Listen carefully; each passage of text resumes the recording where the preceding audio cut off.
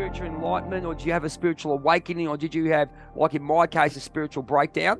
Was there a particular point in your life that you felt that you've come to the conclusion that you needed to go this way, or was there a particular event or a person or something like that? You want to tell us a little bit about that, how you became to what you are now? Yeah, absolutely.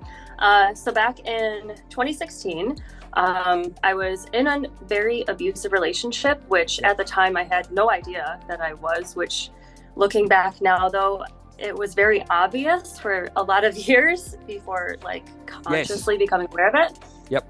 But essentially there was one specific night where things went further than I had ever experienced them. We'll just put it that way.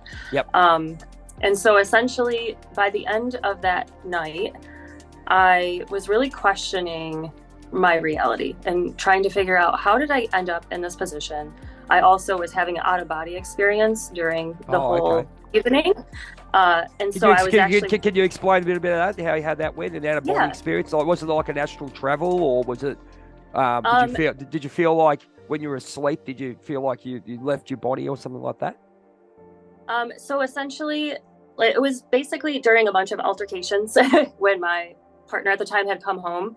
And so he was essentially screaming in my face and doing other things. Yeah, we'll leave it at that. Yeah, it's fine. Yeah, we'll just leave it at that. We don't need to go. Yeah, no, absolutely.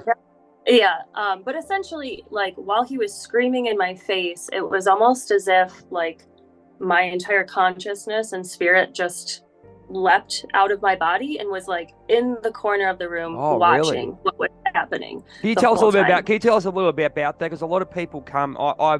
I usually have mine at night, where I have like astral travels and the dreams of it. Tell us a little bit about that, because you actually were awake at the time, so you went into the corner. Yeah. Can you tell us how that felt when you sort of looked down upon yourself?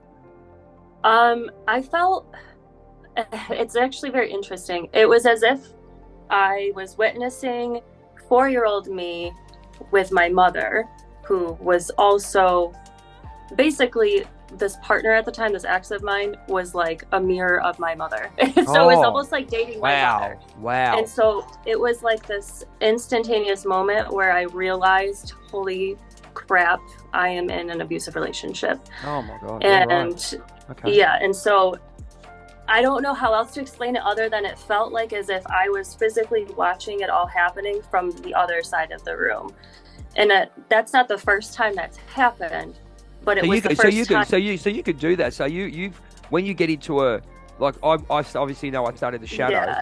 I relate to that very well, because look at the shadow, what you've done. You've actually gone and had that out of body experience and you've actually really connected with your inner child. Like we talk to our inner child. You've really sort of just really separated, haven't you? Like, that's amazing. Yeah. Like, you sort of really separated. Yeah, it's. I haven't heard of it. I probably people are doing it, but I haven't actually experienced myself. But you're actually physically separating, like shifting that consciousness. It's like a superhero. It's like being a superhero, isn't it? Well, I don't know if it's a superpower. I think it's like a super coping mechanism, because I realized on this path that essentially at that moment back then when that had happened, I was just disassociating. And so that's like a very common mechanism, especially when we're children growing up in abusive households.